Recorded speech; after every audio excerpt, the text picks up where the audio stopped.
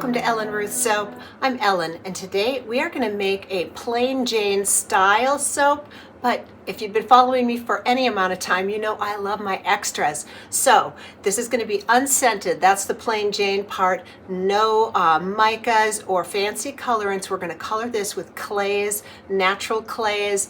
Unscented and goat milk will be the liquid portion, and of course I'm going to share the recipe down below in the description box, and that's either it says description box or the highlighted more sign or an upside down arrow. If you click around you should find it. It's got all the information, links, yada yada. It's all in there. I try to leave a lot of information in there, so I hope you're not missing out on that. So let's talk about some of the clays we're going to use today. I buy in bulk. I will leave links for the clays or similar clays to what I'm using today. Instead of my white kaolin clay, which I love, and you know, nothing wrong with that, but I wanted to add colorful clays today. So the first clay is this, it's a blush kaolin. Also a rose clay would be wonderful. Anything in that range. This is what I have. I have a lot of it, so let's start using it, right? And I love clay in soap. It adds a slippy, soft feeling to the lather. Clay is great for your skin. I think there's no downside to adding clay to soap. I love it. So blush is one color. The other color is, it's French green clay. I just wrote green clay on there in my Sharpie. That's not very green. It's kind of grayish color.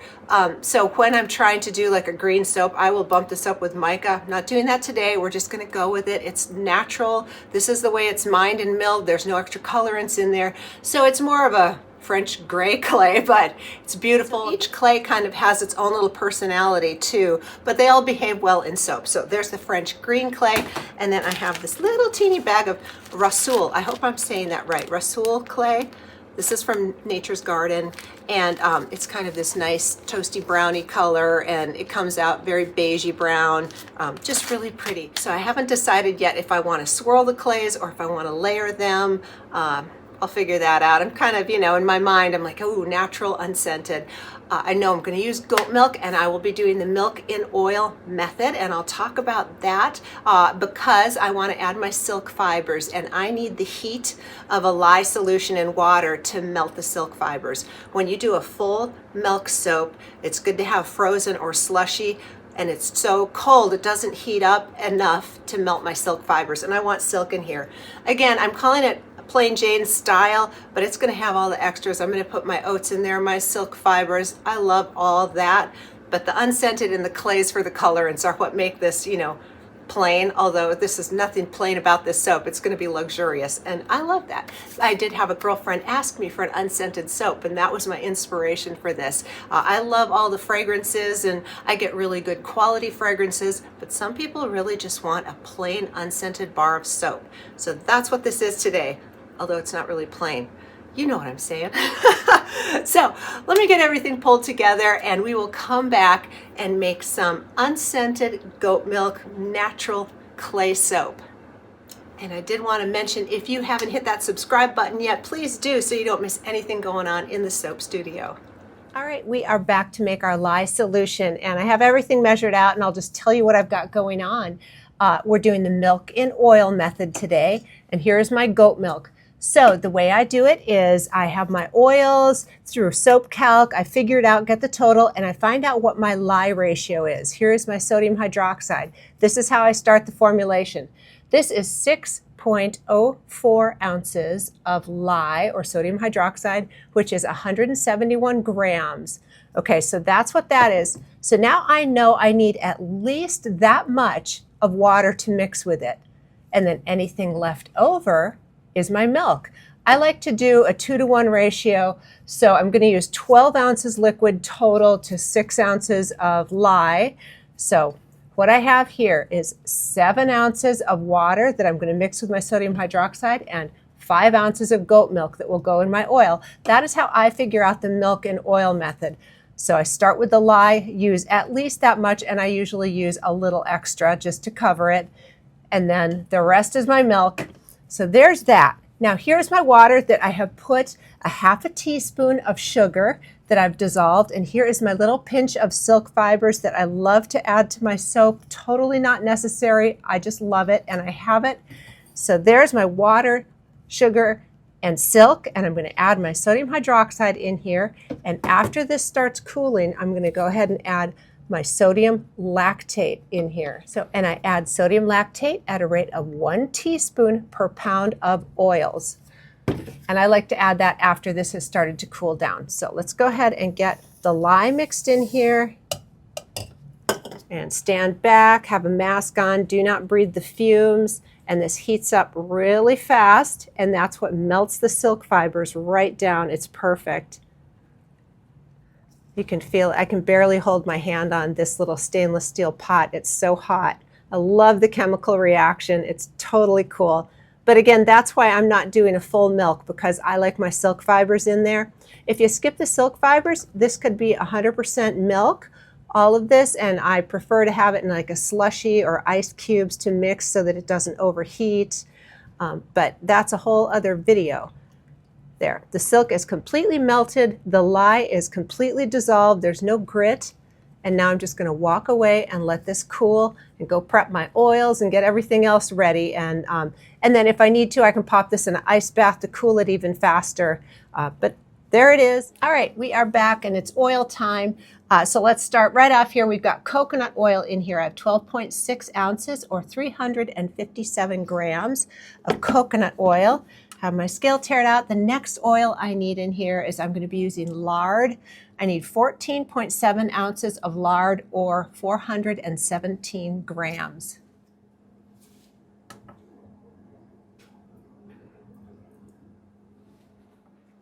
All right, and the next oil is a butter. I need cocoa butter. There we go. 2.1 ounces or 59.5 grams of cocoa butter. And I've been really enjoying these wafers because they're very easy to measure. Cocoa butter is a really hard butter, and when you get the big block, cutting it is quite a chore. I've done it. It's good, but I like the wafers. So, all right, let's get to it.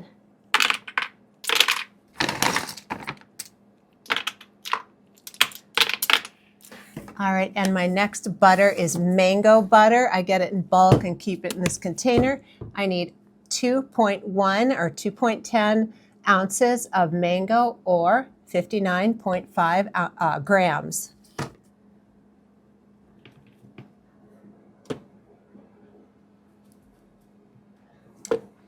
Okay, that is it for my hard oils and butters, and now I'm going to go and melt this down a little before we come in with our liquid oils. You could do that in a water bath, a double boiler, or the microwave, however you want to pre-melt. Let's go do that. All right, we're back with our melted hard oils and butters. It's time for castor oil, and I need 2.10 ounces or 59.5 grams of castor.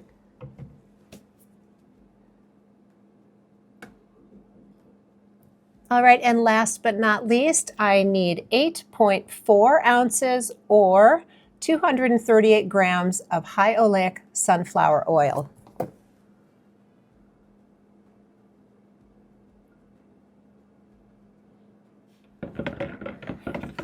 All right, that is it for our oils, and now it is time for our additives. I'm going to do colloidal oats in everything, and then of course we'll split off and do the different clays for the colors. But let's get this in here. This is a 2 tablespoon scoop. I'm doing about half full, so I will call this 1 tablespoon of colloidal oats going in. And then we have our luscious 5 ounces of goat milk. Again, we took this liquid from the lye liquid volume.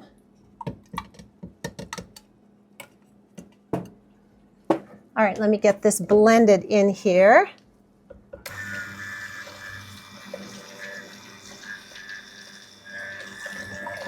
All right, we are back with our oil mixture and our cooled down lye mixture. A time to add them together. And then I have my pitchers off to the side here that we're going to split off with our clay colorants, but we'll talk about that when we get there. Let's get this going and up to a nice emulsion, thin trace before we split it off and get our clays in there. Now with the milk soap, you're going to watch it go from this beautiful ivory color to a caramely beige color And that's just the milk sugars reacting with the lye.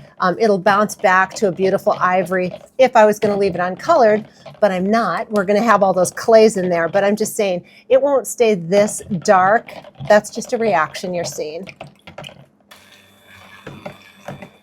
All right, I'm just going for emulsion here because I want to have plenty of blending time with my clays so that the clays have time to absorb in the liquid and hopefully not get any chunks in there. Wouldn't be bad if there was, but aesthetically it's not, you know, great. So I like to have plenty of blending time when I'm adding clays to dry, when I'm adding them dry to the oils. You can rehydrate your clays if you want in a little bit of oil or water. That's always an option. So let me just set that off to the side. And I'm going to split this up as evenly as I can here.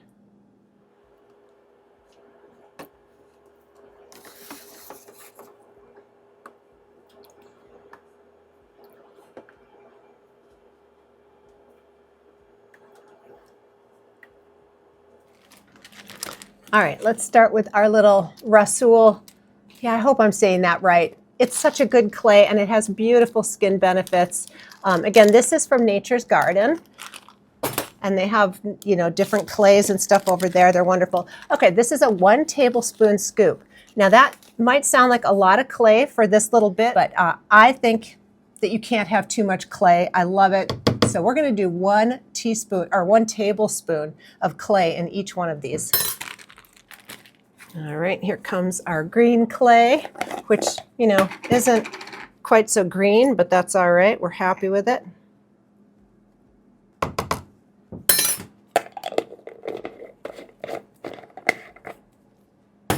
And last but not least, our beautiful blush kaolin. Love, love, love. A Moroccan red clay would be beautiful too. There's lots to choose from. All right, and I'm going to go from lightest to darkest. Let me switch these around. Blending, and that way I don't have to clean my blender off in between.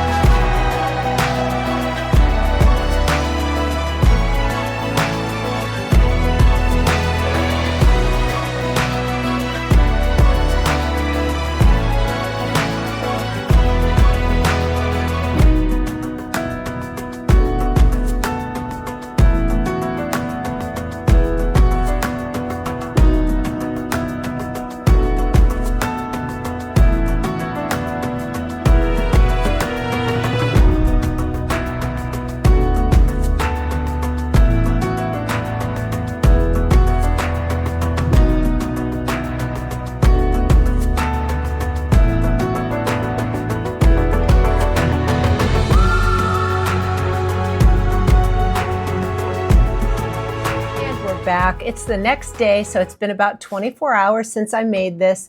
And I just, you know, I thought the soap piping was fun. I realized I had extra batter and a couple of things you could do. I could have waited for it to thicken up a little and just spooned it on top and mounded it. That's always beautiful. I could have made more soap flowers than I did, but I got one with the piping left over in the bag, and I love that. But I just decided to do a little just because. Even though this is unscented and naturally colored, it can still be fabulous, and I think that's so pretty. It just made my heart happy to do that. So let's get it out of the mold and see if we can see the different colors. I know the green clay will stand out, but the Rasool and the blush clay were very similar in tone. So let's get it out of here and see if we can even see a swirl in here at all.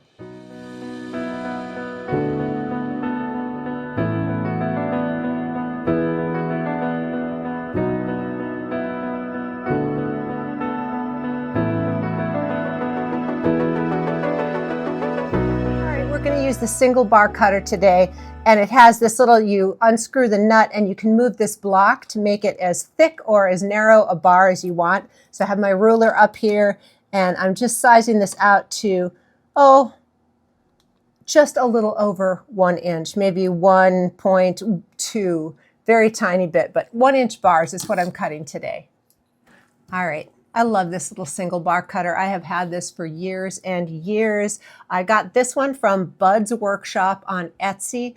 He doesn't make wood ones anymore. He does still make soap cutters, I think. I haven't looked in a couple of years, but he was making metal ones. So Etsy is a great place to source these. Amazon, I have a link for one very similar to this from Amazon. So you can get single bar cutters pretty easily these days. Let's see. I'm very anxious to see what the inside's looking like. Okay, there we go.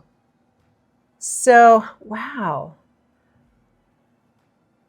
Definitely see, I think that is the Rasool, that's the blush, and this light is the green clay.